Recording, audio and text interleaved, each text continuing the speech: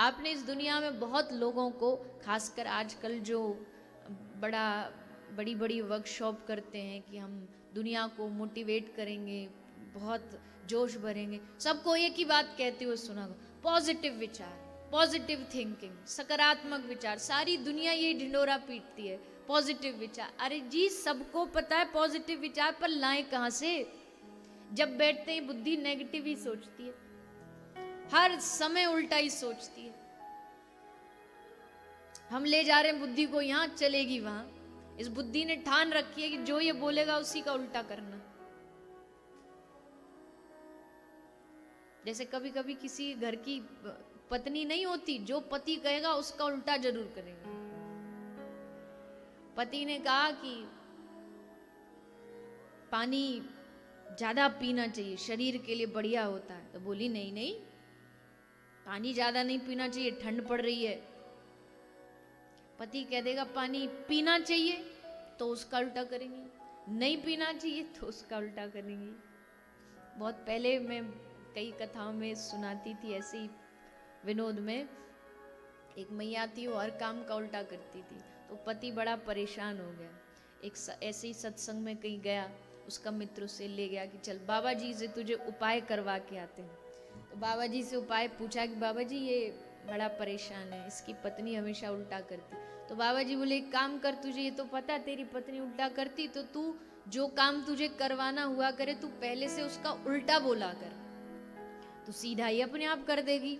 बोला हाँ महाराज, ये तो बड़ा अच्छा आपने आइडिया दिया, चलो करके देखते हैं। तो घर आया, घर अगले दिन श्राद्ध चल रहे थे, पिताजी का अगले दिन श्राद्ध था।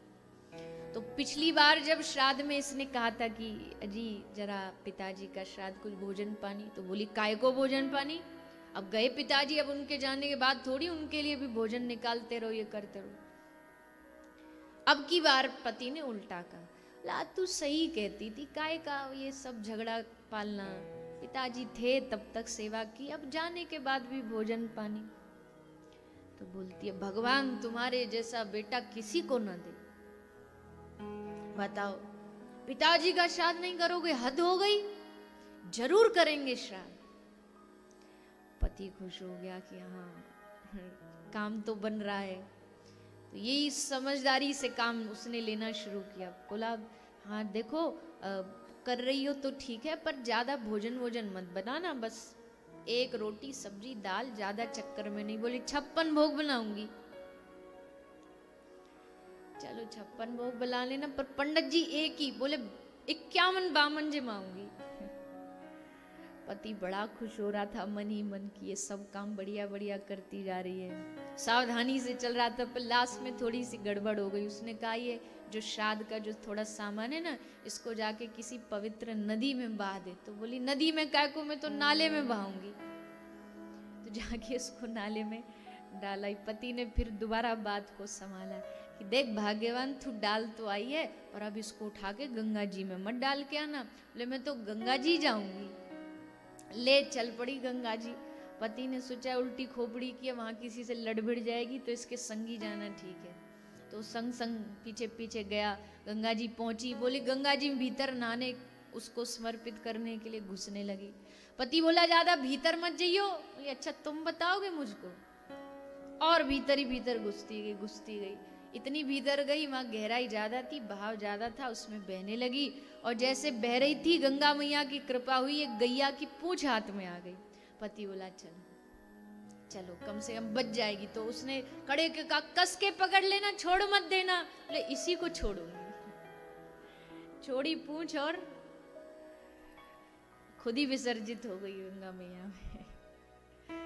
तो कुछों का स्वभाव होता है ना, जैसे उल्टा करना। बुद्धि भी ऐसी है, बुद्धि एकदम ऐसी ही उल्टी चलती है।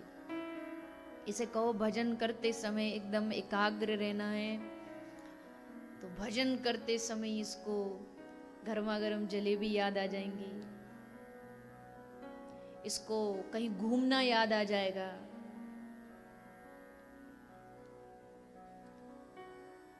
महापुरुष कहते हैं, देखो कमी बुद्धि की नहीं है, कमी मन की नहीं है। मन को जो हमने पकड़ाया, मन ने बड़े आसानी से वही पकड़ लिया। मन की भी हम कमी नहीं बोल सकते, बुद्धि की कमी। जो हमें रुचिकर लगा हम वही मन को पकड़ाते और मन उसी को पकड़ लेता है, छोड़ता नहीं फिर। इसलिए क्या हमको रुचिकर है, हम मतलब हमारी पसंद, हमारा इंटरेस्ट किस में है, वो हमको कथा से सीखना पड़ेगा, बनाना पड़ेगा। भजन में मन होता नहीं है, भजन में मन बनाना पड़ता है। जब धीरे धीरे मन बना लेते हैं फिर अपने आप भजन होने लगता है। शुरू में, शुरुआती दौर में भजन करना पड़ता है, होता नहीं है।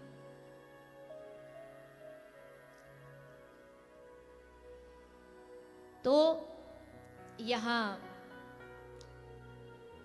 भगवान की जो कथा है, श्रीमद् भागवत जो है, ये दृष्टि देती है दुनिया को देखने की, दुनिया को समझने की, भगवान को देखने की दृष्टि भगवान की कथा देती है।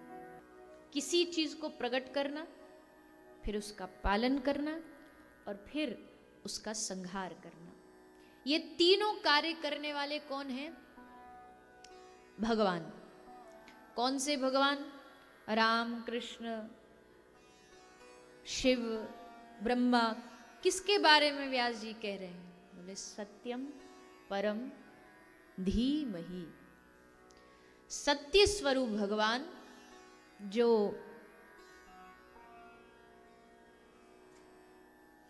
त्रिकाल में जिसका कभी विनाश नहीं होता। पंडित जी अभी नहीं करिए कथा के बीच।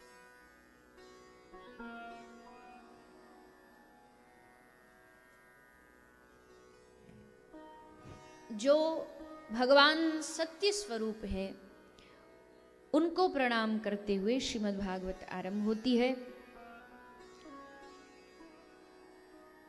भागवत सत्य का ग्रंथ है और कल भी आपने सुना, सत्य कभी विनाश नहीं होता है, सत्य का कभी अंत नहीं होता है। सत्य हर युग में सत्य ही है, चाहे किसी भी समय की बात की जाए, किसी भी युग की बात की जाए, सत्य कभी बदलता नहीं। सत्य कभी कड़वा नहीं होता। लोग कहते हैं सत्य बड़ा कड़वा होता है, सत्य कड़वा नहीं होता। हमारा स्वार्थ सत्य को कड़वा बना देता है। सत्य तो मीठा ही होता है। सत्य हो पर शील युक्त सत्य हो। सत्य शील दृढ़ ध्वजा पताका। तो स्वामी तुलसीदास जी कहते धर्म रथ का जो ध्वजा, धर्म रथ का जो झंडा है वो है सत्यता और शीलता। ये दो गुण होने चाहिए। सत्य तो हो पर सत्य के साथ साथ शील भी हो, सुंदर सत्य हो।